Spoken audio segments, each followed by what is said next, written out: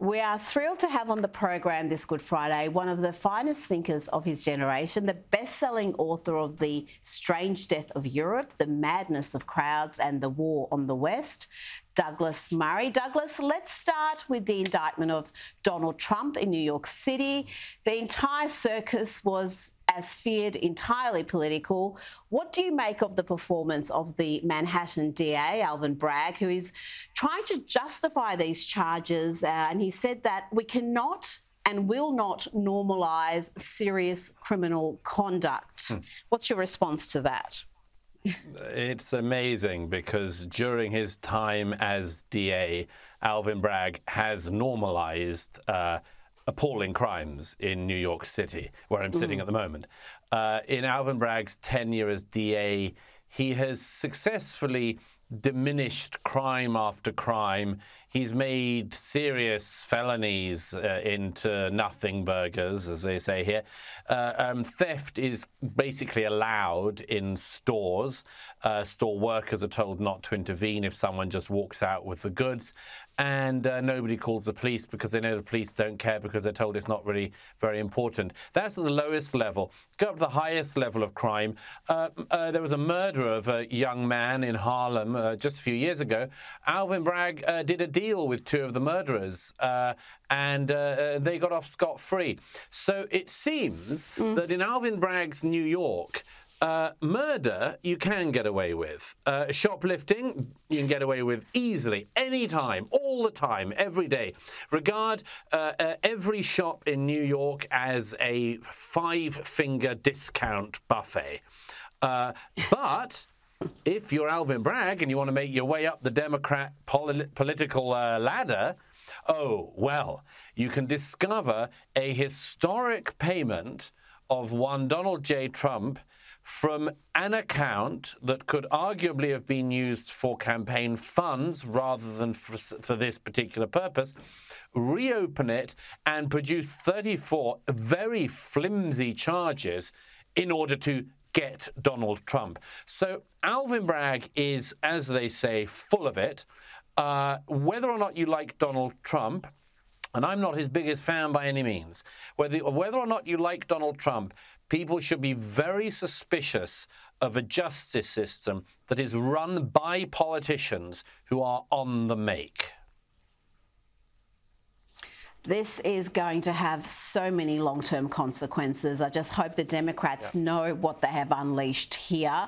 Now, I'm going to talk to you about Jacinda Ardern teaming up with the royal family. That's a very interesting development. But first, let's get philosophical. We see and speak so much on this station, on this program, in news in general, about trans activist madness and all sorts of issues around gender. You've argued this is not unusual for a civilization in decline to have this obsession with gender issues. Explain that to me and explain where we've seen this phenomenon before. It was actually Camille Paglia, the distinguished feminist, who now a rather errant feminist, who first made this point. I sort of picked it up and it's been attributed to me. I can't claim full credit for it, but it is something that I've noticed as well, that at the sort of fag end of civilizations, this sort of interest in hermaphroditism, as it would have been called in the past, becomes an obsession. You see it in late Roman antiquity, late Greek antiquity. You could argue you see it in Weimar Germany, to use one of the more overused examples, but it's actually a pretty pertinent one, where basically all of these sort of norms break down.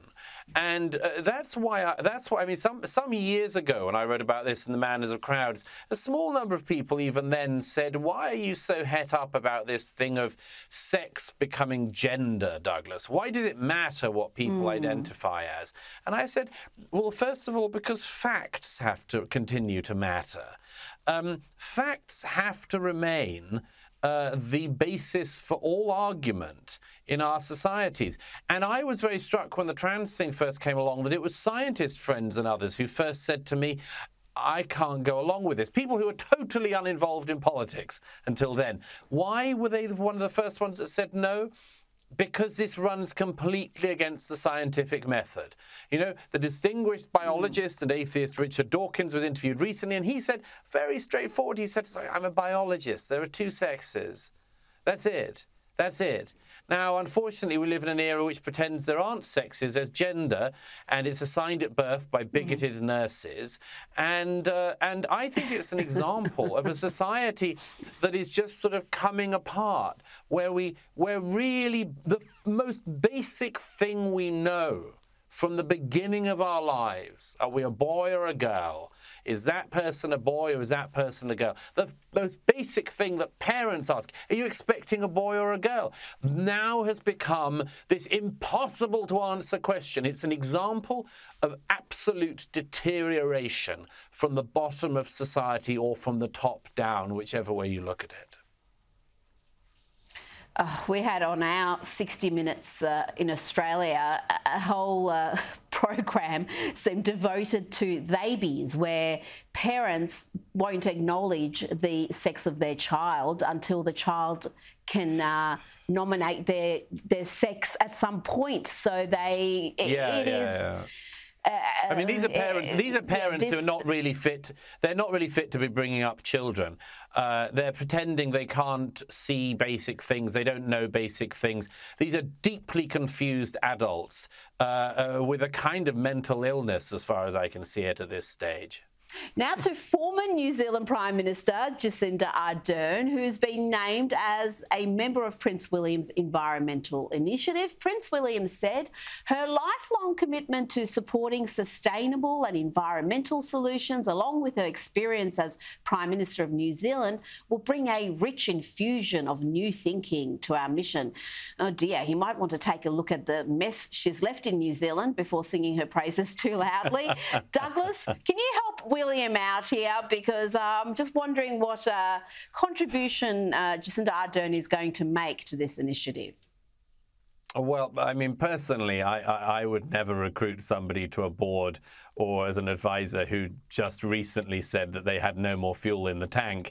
I'm not sure that that's the wisest thing to do. Maybe she's sort of gradually refilling the tank. Who knows? I'm not Ardern's biggest fan. It's possibly an intelligent appointment, however, by Prince William. Ardern has, as you know, Rita, been slightly in the sort of Team Sussex at points in the past. Perhaps this is a reminder of the fact that even in the court of 21st century politics, it's not a bad idea to stick with the firm, with the crown, rather than the, the most sort of disparate branches of the family who are waging war on the family. Much better actually just to stay in the circle of the family themselves, and that's what Ardern's done. Perhaps it's one of her last acts of real politicking. Well, yeah, she perhaps started this when she distanced herself from the Sussexes and that Netflix documentary where they try and sort of roped in a bunch of prominent names, and she made an effort to distance herself there. So this could be a reward from Prince William for that. Did you make your way through? Did you make your way through that, Rita? I was forced to watch that entire documentary by this station against my wishes, because I was forced to comment on it in some sort of Gogglebox video that's on YouTube at the moment, which has amused people enormously. But I can tell you it was very painful for me, because it was the most banal. Oh, it wasn't even interesting. And I like trashy TV. I'll watch the Kardashians. It made the Kardashians look like some sort of, I don't know, Sopranos masterpiece. Yeah. Made the Kardashians look like Herodotus. You know, the interesting thing about it is that you couldn't, even if I was there in Australia with you, Rita, and my bosses made me do it. I think they'd have to get me in a chair like that guy in Clockwork Orange and pin my eyes open to make me get the whole way through the Sussexes Netflix series. It was a bit like that. It was. There were objections, I can tell you, loudly and often. Now, talking about the Sussexes, it seems every single week I ask you about yet another award being bestowed upon the overprivileged and underworked Meghan Markle. This week is no exception. The New York Post is reporting Meghan is set to be awarded the 2023 Women of Vision Award. Really? And it will be presented to her by prominent feminist activist Gloria Steinem. So some big names here. The award is from the Ms. Foundation, a Brooklyn-based organisation that, and I quote, works to bring attention to the real challenges facing women, especially women of colour and low-income women who are living in poverty. So, of course, Meghan is an obvious choice, Douglas. Look, you know, Rita, you've got to have some sympathy, remember. I mean, the Sussexes are no longer in Frogmore Cottage. They could arguably be said to be a low-income family at this point who understand what people do when they're scraping by with only about 4 houses. You know, Meghan Markle is turning into this decade's Caitlyn Jenner. You remember when Caitlyn Jenner first announced that he was a she, and did a clean sweep of the awards season that year. Got absolutely every award. Sports Person of the Year, Woman of the Year, Beauty Glamour Woman of the Year. And if basically, at that point, in about 2015, 2016, if you didn't give all awards to Caitlyn Jenner, you were a big old transphobe. Meghan Markle, Meghan Sussex, seems to have the same role these days, except that, to give her credit, Caitlyn Jenner actually was given awards that existed before and people had heard of, like the Arthur Ashe Courage Award. The thing about the Meghan Awards is nobody's heard of any of the ones that she's receiving. They're all the sort of women who in 2023 want to give a framed certificate to a woman who hasn't suffered anything in the name of oppressed women everywhere who've lost one of their homes in Windsor but is just having to get by their mansion in LA 2003 award.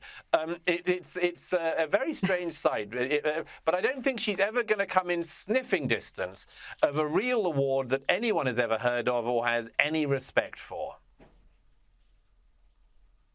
Well, we'll see, because, you know, let's see if her political career becomes a reality, because that's been all the conjecture in recent weeks, that is what she's positioning for. And where else but in California could someone who's got the credentials of a Meghan Markle win political office? She could be the next president of the USA. You never know. Douglas Murray, thank you so much for joining me.